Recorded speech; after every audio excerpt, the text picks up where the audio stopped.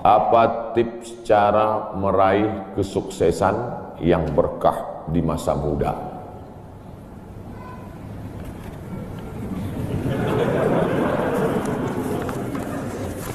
Saya tidak pernah bercita-cita menjadi apapun. Cita-cita saya dulu cuma satu, bagaimana membahagiakan orang tua. Itu saja.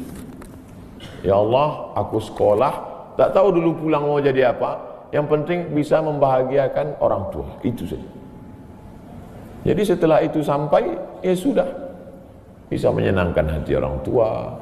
Bisa, itu saja. Maka selalu saya sampaikan di kampus-kampus kepada mahasiswa, kalian kalau belum bisa membahagiakan orang tua, jangan menyusahkan orang tua. Ini kadang baru ngelihat namanya aja di HP dah kumat darah tinggi emaknya. Kalau belum bisa membahagiakan dia, jangan menyusahkan dia. Maka saya di Mesir 4 tahun tak pernah saya minta duit. Tiba-tiba udah sampai ke Mekah. Mak, aku udah di Mekah. Dari mana kau dapat ongkos? Ada tabunganku sikit-sikit. Pergi ke Mekah, kerja, pulang, bayar hutang. Jangan pernah menyusahkan orang tua. Oleh sebab itu cita-citanya yang pertama mencari ridha Allah. Ridha Allah fi ridhal walidain wa sukhutullah fi sukhutil walidain. Pulang saya ke kampung, saya mau beli tanah berapa meter, ternak lele, tanam cabai, daun ubi, malam mengajar ngaji. Cita-cita saya kecil aja. Tak ada cita-cita mau jadi ustadz viral disambut di airport, tak ada. Terus kata mak saya, masa kau S2 tinggal di kampung, pergilah ke kota. Akhirnya saya menghonor jadi dosen, siang jadi dosen, malam ceramah di masjid, direkam, diupload, khutbah diupload, like and share, akhirnya viral. Diusir beberapa kali, makin viral. Dibully, makin viral. Akhirnya yang membuli saya taubat sekarang. Ini orang makin dibully, makin viral. Udah kita diamin aja lah. Itu semua itu kerja kita atau kerja Allah? Kerja Allah. Kerjakan kerja kita, urusan Allah biar Allah yang ngurus. Kita hidup ini sama macam bawa pancing. Kita tugas kita ambil bambu, pasang kail, cari cacing, letakkan. Masalah ikannya datang tak datang itu urusan Allah. Ini kadang banyak orang ngurus urusan Allah yang dia urus. Urusan Allah yang kau urus. Kata Allah, yang mendatangkan ikan ini urusan aku.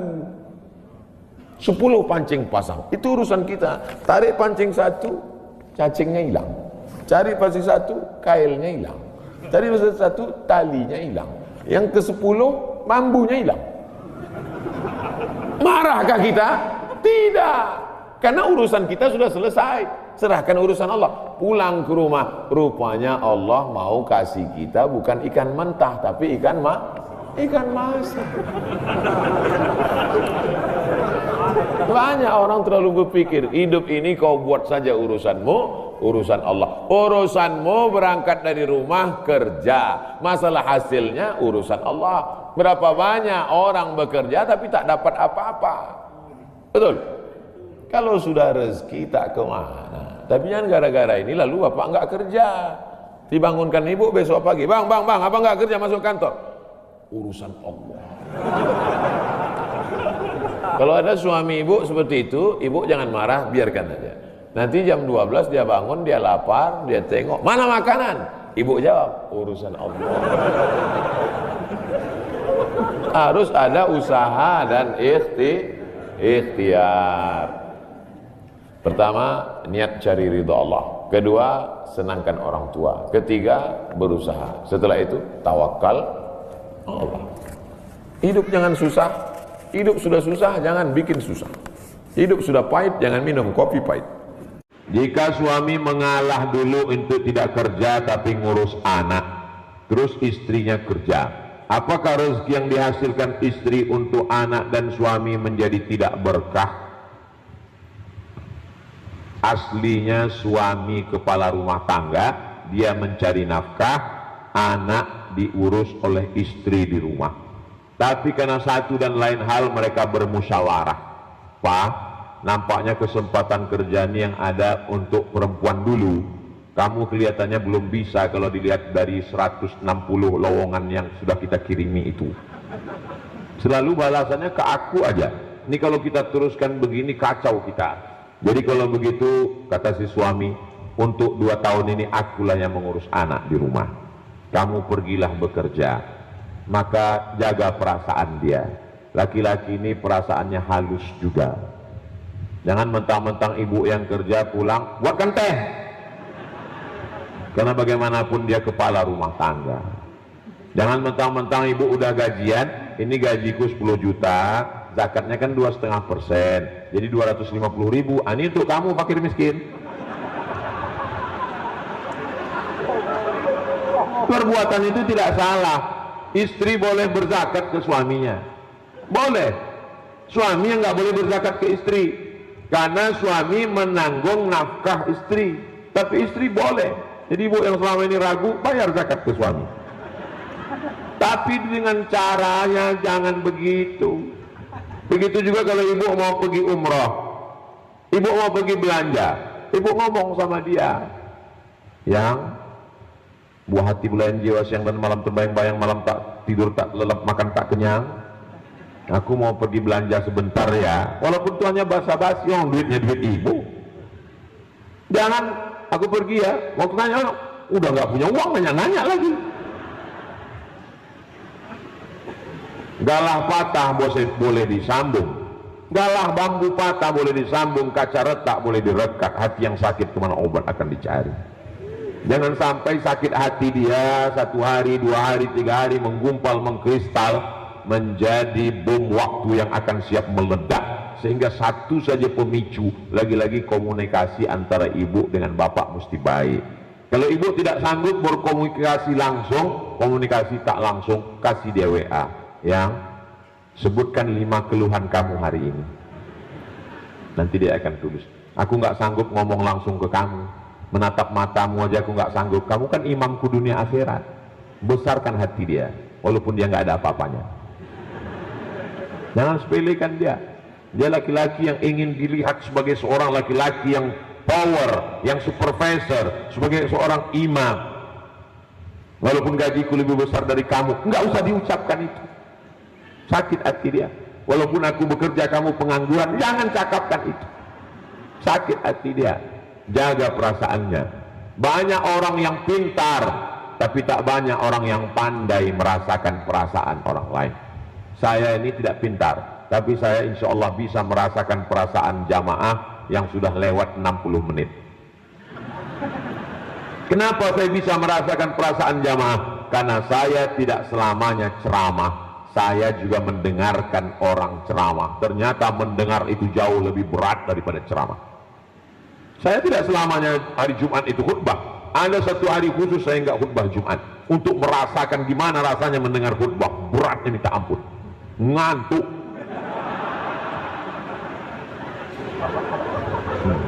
Itu makanya saya di mana-mana tausiah saya kasih tahu. Jamaah di seluruh Indonesia dari Sabang sampai Papua tahu bahwa Abdul Somad kalau tausiah tidak lebih dari 600 ml. Karena banyak orang tausiah ini dia pikirkan seenak dia aja ngomong, ngalor ngidul, nggak tentu arah. Dia nggak tahu jamaah. Begitu udah lewat waktu jamaah, demikianlah tausiah yang singkat ini. Singkat pula dia bilang. Orang udah hampir pingsan. Apakah salah saya talak istri yang menghina orang tua dan adik-adik saya dengan kata-kata binatang? Istri saya tak terima karena keluarga saya sering minta uang kepada saya. Saya adalah anak laki-laki pertama. Sebagai istri, ibu hanya minta 5 aja ke suami itu. Pertama, abang kasih aku makan. Yang kedua, abang kasih aku pakaian. Yang ketiga, abang kasih aku tempat tinggal. Yang keempat, abang kasih aku pendidikan. Yang kelima, abang kasih aku perhatian kasih sayang. Lebih dari itu terserah kau lah bang. Jadi bukan kalau sudah menikah sama laki, lalu semua laki itu untuk istri. Banyak laki-laki sekarang salah paham bininya, gara-gara dia salah cakap, hidup dan matiku untukmu. Padahal waktu dia bercakap itu dia sedang mabuk cinta, bucin. Bucin itu bulu cino. Dia waktu bercakap itu sedang mabuk, perempuan ini cakap itu dipegangnya, susah dia melupakan, asal ada dipegangnya. Dulu kau bilang hidup matimu kan, semua. Padahal milik perempuan itu cuma 5. Makan, pakai, tempat tinggal, pendidikan, perhatian. Habis itu laki ini mau menolong emaknya, mau menolong ayahnya, dia mau membangun masjid. Itu bukan urusan ibu. Jadi banyak perempuan tak tahu mana batasan-batasan, sehingga akhirnya dia mengamuk-ngamuk. Laki-laki juga perlu tahu. Kalian sebagai laki-laki perlu kalian jelaskan, ini yang melahirkan aku, yang menyusukan aku, yang meregang nyawa melahirkan aku, yang menyekolahkan aku. Sesudah aku jadi orang, baru aku kenal sama kau. Emakku ini 1, biniku 4. Jadi mesti dijelaskan. Mesti dijelaskan. Kalau tidak banyak orang salah paham. Jadi sekarang banyak laki-laki yang ketakutan. Makanya angka kematian laki-laki lebih tinggi sekarang. Banyak laki-laki cepat mati sekarang. Di kantor ditekan atasan, di jalan tangkap polisi, di rumah ditekan bini. Baru tadi malam saya dapat WA, Ustadz, tolong nasihati abang kami, dia takut kali sama bininya. Saya balas, kalau takut sama Belanda, bisa dikasih resolusi jihad oleh Mbah Hasyim Asy'ari. 22 Oktober dikasih resolusi jihad, bangkit orang Indonesia melawan Belanda, akhirnya 10 November meletus arek-arek Surabaya, jadi hari pahlawan. Tapi kalau takut bini tak bisa diceramahi. Saya bilang, aku tak bisa menceramahi abang kau itu. Jadi gimana Pak Ustadz? Biarkan aja lah gitu sampai mati. Abang kau ini termasuk orang yang tak kena azab kubur nanti. Kenapa gitu Pak Ustadz? Karena dia udah azab kali di dunia ini, menghadapi kakak ipar kau itu.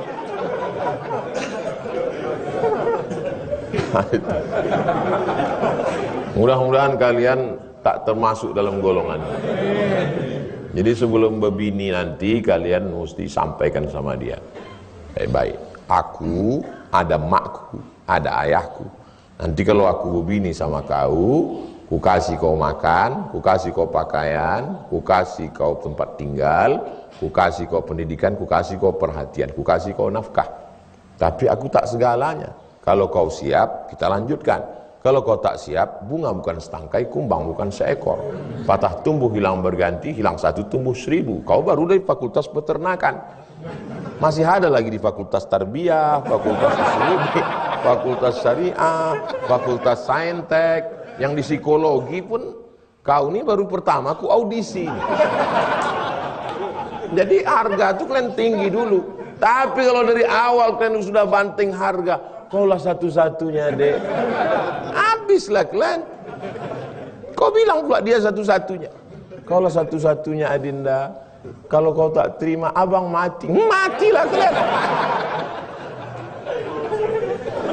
Dari awal aja harganya udah jatuh betul.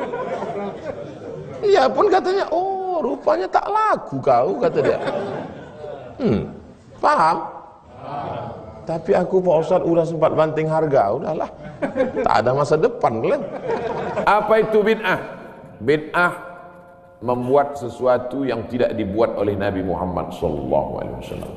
Tidak ada dalilnya dari 3 aspek: qauli, fi'li, taqriri. Perbuatan yang tidak ada dalilnya bid'ah. Jangan dikatakan perbuatan yang tidak dibuat Nabi bid'ah. Perbuatan yang tak ada dalilnya bid'ah. Karena kalau dikatakan yang tidak dibuat Nabi bid'ah, Nabi tidak pernah pakai peci. Tunjukkan saya mana hadis Nabi pakai peci. Berarti peci ini bid'ah. Nabi mimbarnya tangganya dari depan. Ini masjid tangganya dari belakang. Berarti mimbar ini bid'ah. Mimbar Nabi tangganya dari depan, 3 lantai, 1, 2, 3. Jadi yang dimaksud dengan bid'ah perbuatan yang tidak ada dalilnya. Misalnya jam 12 siang ada bapak-bapak di panas terik tegak menghadap matahari. Pak, bapak mau ngapain? Aku mengagungkan Allah di bulan Rajab. Bid'ah itu, karena tidak ada dalilnya sama sekali.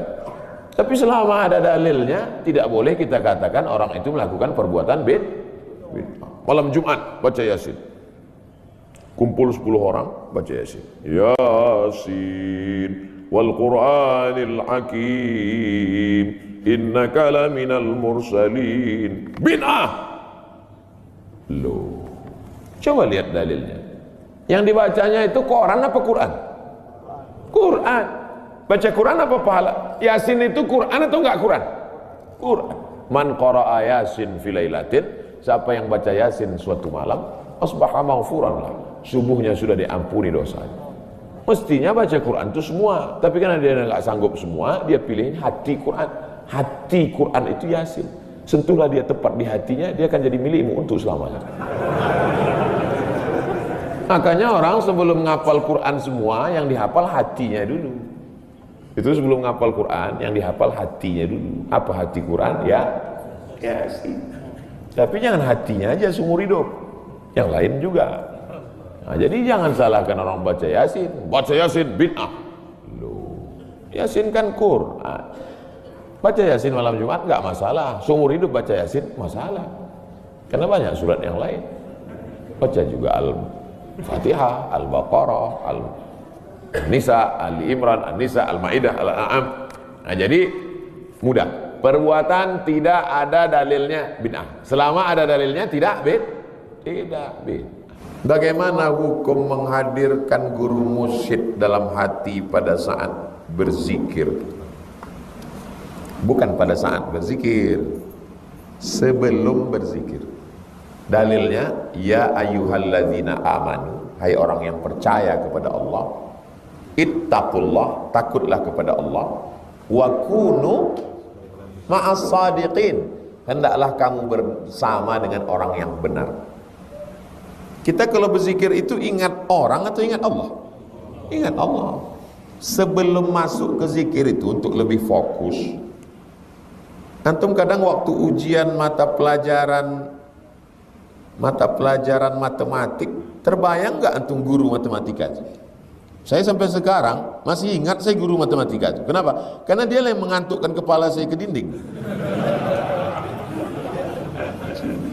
Tapi saya tak dendam, ingat aja. Apa bukti saya tak dendam? Saya datang ke rumah dia, saya cium tangannya, saya kasih oleh-oleh, saya doakan dia. Saya tak dendam, tapi ingat perlu. Jadi ketika antum mengingat guru antum sehingga antum lebih fokus, antum bukan sedang menyembah guru, menguatkan hati untuk fokus. Faham? Kita perlu bersama dengan orang-orang baik sehingga hati kita menjadi baik. Tapi kita baik bukan karena orang baik. Karena kalau kita baik karena orang baik, pas orang baik tak ada, kita jadi setan. Wa kunu ma'as shadiqin. Itulah maka ada di depan itu tadi ada spanduk, banner, orang-orang baik naik motor, biker subuhan. Yang sudah bergabung, alhamdulillah. Yang belum bergabung, malaikat maut sudah dekat. Bekerja di bank itu apakah termasuk riba? La'anallahu akilar riba, Allah melaknat orang yang makan riba. Wa mukilahu, orang yang dikasih makan riba. Wa katibahu, yang mencatatnya. Wa syahidaihi, yang jadi saksinya. Kulluhum sawa, semuanya podo kabeh samo. Maka mereka semuanya kena riba. Karyawan PT tapi ditempatkan di bank, apakah hukumnya Pak Ustadz? Cemana karyawan PT ditempatkan di bank? Karyawan PT ditempatkan di bank. Jadi apa dia di bank itu? Hah? Jadi security. Karena dia masuk dalam 4: akilahu wa mukilahu wa katibahu wa syahidaihi. Cari kerja yang lain, jangan ada terkait dengan riba. Tapi kalau ibu jualan nasi, ada orang membeli, tak perlu tanya, duit kau ini riba. Karena yang ibu jual adalah nasi. Tak penting, jangan tanya duit orang nanti. Po, ada katupek gulai paku, ada. Eko halal kok. Di berang kok. Apakah sah bila kita sudah niat kurban, sudah ikut patungan sapi di masjid terdekat, tapi menjelang akhir duitnya kurang dan kita lunasi dengan ngutang? Kalau mau jawaban pendek bisa, jawaban panjang bisa. Kalau jawaban pendek, yang ibadahnya ngutang itu surganya kredit. Itu jawaban pendek. Kalau mau jawaban panjang begini, utang itu jenisnya 2. Yang pertama, mayurja adauhu, ada yang diharapkan pembayarnya. Yang kedua, malayurja adauhu, utang yang tidak ada diharapkan pembayarnya. Utang jenis pertama bisa untuk beribadah. Pak pegawai Omron, ya, saya pinjam uang 3,5 juta untuk kurban. Ustaz, kapan bayar?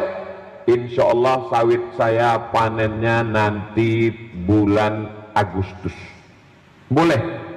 Utang yang model begini boleh. Kenapa? Karena ada yang diharapkan membayarnya. Nanti padi saya panen bulan September. Boleh. Yang nggak boleh itu, Pak pegawai Omron pinjam uang 3,5 juta. Bayarnya kapan? Saya serahkan pada Allah. Nah, itu nggak bisa. Jadi pegawai, pimpinan, karyawan yang ada di PT Omron, kalau dia mau ngutang, apakah untuk akikah anaknya, untuk kurban, untuk haji, untuk umroh, boleh. Kenapa? Karena ada yang diharapkan membayar, karena dia dapat gaji bulanan. Nah, jadi yang mau ngutang silakan. Cuman kadang orang untuk beribadah dia nggak mau ngutang, yang lain-lain ngutang. Di rumah semuanya utang. Dari mulai pintu pagar depan sampai pintu dapur utang. Sampai panci, ceret, kuali utang. Pas ditanya tamu, kok matangnya lama? Mohon maaf, ini pancinya utang. Satu-satunya yang lunas di rumah itu cuma istrinya. Itu pun karena nggak diizinkan Pak Kua ngutang. Almarhum ayah kami punya tanah 1 hektar. Kami adik-beradik ada 8 bersaudara. 8 bersaudara. Lah bersalah itu. Sebelum ayah kami meninggal pernah wasiat. Kata dia, tanah yang 1 hektar itu dibagikan kepada 4 saudara saya yang ekonominya masih kurang mampu. Sedangkan saudara kami yang 4 lagi ekonominya sudah mapan. Bolehkah wasiat ayah kami itu ditunaikan, Pak Ustadz? Mim ba'di wasiyatin, sebelum harta warisan dibagi, keluarkan dulu wasiat. Keluarkan wasiat. Berapa wasiat yang dikeluarkan ini? Tak boleh lebih dari 1/3 harta. Kuwasiatkan ruko yang ada di Jalan Rimbo Panjang itu untuk pesantren operasional Mahat Az-Zahra, kata jamaah. Dihitung berapa harta dia. Harga ruko itu 1 miliar. Harta dia cuma 2 miliar. Berapakah wasiat yang dikeluarkan? 666. Karena tak boleh lebih dari 1/3. Ini dia wasiatkan, keluarkan 1/2 hektar. Hitung berapa harga 1/2 hektar menurut harga pasaran. Hitung total, lama kurang dari 1/3 maka boleh. Lebih dari 1/3, hitung berapa 1/3. Yang 1/3 itu ajalah dibagikan kepada 4 orang ini. Sisanya dibagikan kepada ahli waris. Yang 4 ini dapat lagi, dapat. Kok dapat lagi dia Pak Ustadz? 1 sebagai wasiat, 1 sebagai ahli waris. Oh kalau begitu orang tua ini tak adil Pak Ustadz. Makanya sebelum mati kasih tahu dulu. Jangan main bisik-bisik aja. Ini pas di rumah sakit, oh kok main bisik. Tanah untuk kau. Tak bisa begitu. Kumpulkan dulu. Kau kukuliahkan sampai S3. Kau kukuliahkan sampai S2. Ini adik kau ini masih SD. Maka adik kau ini ku kasih dia ruko. Nanti kau aku mati kasih dia untuk ini ya, ini SD. Kau kan dah kukuliahkan. Ragu ayah sama kami. Kami ini kan abangnya. Kau baik, bini kau celaka. Aku takut adik kau ini tidak dapat. Adik kau ini perempuan. Adik kau ini masih kecil lagi. Kau bagi nanti. Jadi kasih tahu dia semua. Kalian sekarang ketawa, tapi kalian nanti kan jadi kepala rumah tangga, punya ayah. Nanti 20-30 tahun lagi punya ayah, anak kan, baru kalian ingat cakap betul kata Ustaz Somad dulu. Jangan meninggalkan sesuatu sehingga mereka tidak boleh membagi anak yang lain tak dapat. Datang sahabat, ini kau kasih, iya. Semua anakmu dapat, tidak. Apa kata Nabi? Fattaqullah, takutlah kepada Allah. Wa'dilu baina auladikum, bersikap adillah di antara anak-anak kamu. Karena kalau kau tak adil, putus silaturahim, cucumu putus. Itu sepupu kau kan? Iya. Kenapa kau tak mau berkawan sama dia? Tak adil atuk kami.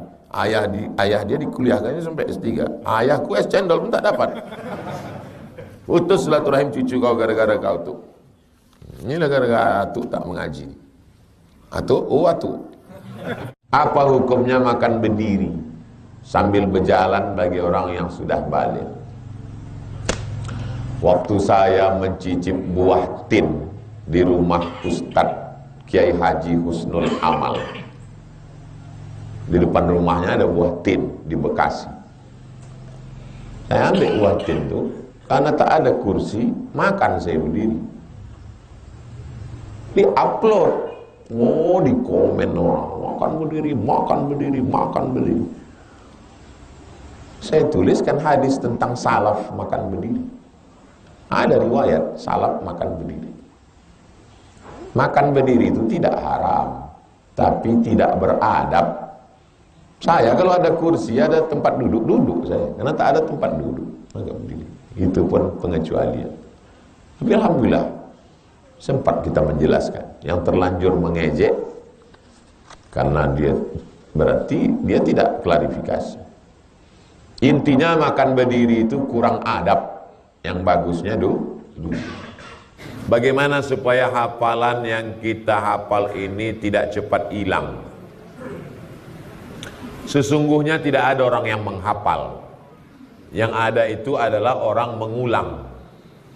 Adakah di antara kita yang menghafal Al-Fatihah? Enggak ada. Saya enggak pernah menghafal Al-Fatihah. Adakah di antara kita orang yang menghafal Qul Huwallah? Enggak ada.